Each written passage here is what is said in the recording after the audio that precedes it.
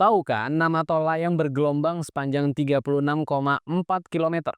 Iya, tol MBZ atau singkatan dari Muhammad bin Zayed. Nama emir sekaligus Presiden Uni Emirat Arab ketiga saat ini. Tapi kita lagi nggak ngomongin tol yang katanya proyeknya terendus bau-bau korupsi tuh. Ada hal yang lebih urgent yang harus kita bahas di sini. Saya Bang Jack, ini Jurnal Plus.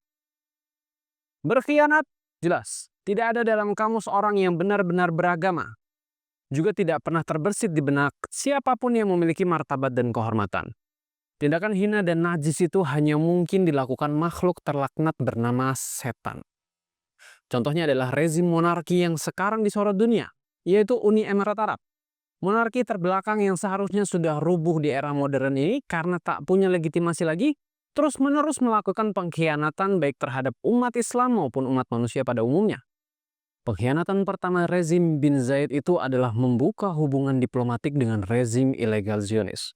Padahal semua tahu, rezim kolonial Zionis sejak 1948 menganiaya rakyat Palestina secara biadab. Media Barat pun merayakannya sebagai perdamaian bersejarah. Seolah-olah monarki diliput Uni Emirat Arab pernah bermusuhan bahkan berperang dengan koloni Zionis. Padahal faktanya rezim monarki Uni Emirat Arab yang dibentuk kolonial Inggris sebagai jongos kerajaan Saudi itu sudah lama menjalin hubungan diam-diam dengan rezim kolonial Zionis. Pada 2019 sebelum normalisasi, misalnya Menteri Perang Zionis Yisrael Katz terbang ke Abu Dhabi untuk ambil bagian dalam konferensi PBB. Pada tahun yang sama, rezim setan besar Amerika Serikat mengadakan pertemuan terkait Palestina di Bahrain. Nah, Palestina sendiri menolak untuk hadir.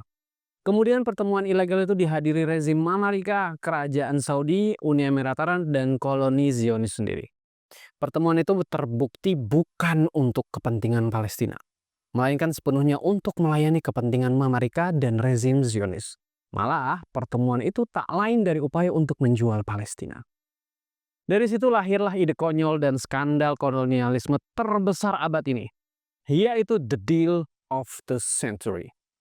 Rangkaian pengkhianatan itu pun berujung normalisasi hubungan monarki Uni Emirat Arab dan Bahrain dengan rezim Zionis, menyusul Mesir pada 1978 dan Yordania pada 1994.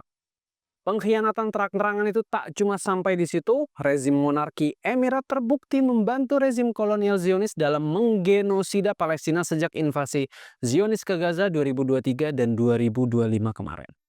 Di antaranya tidak menghentikan kerjasama ekonomi dan militer dengan rezim Zionis. Bahkan volume perdagangan dan investasi keduanya kian meningkat, termasuk di sektor teknologi keamanan yang berpotensi digunakan Zionis dalam agresi militer terhadap Gaza. Selain itu, laporan sejumlah media internasional menyebutkan Emirat membuka jalur diplomatik dan logistik yang membantu rezim ilegal Zionis menghindari isolasi ekonomi di kawasan. Belum kering darah rakyat Palestina di tangan Zionis, monarki bin Zayed kembali berkhianat. Kali ini Sudan. Dengan motif menguasai dan mengeruk kekayaan alam Sudan, Emirat mendanai kelompok teroris pemberontak untuk mendestabilisasi hingga menggenosida rakyat Sudan. Kini sudah ratusan ribu nyawa warga Sudan yang melayang, dengan 5 juta warga yang mengungsi. Boleh jadi pengkhianatan dan kejahatan luar biasa rezim monarki bin Zayed itu baru sedikit yang terungkap.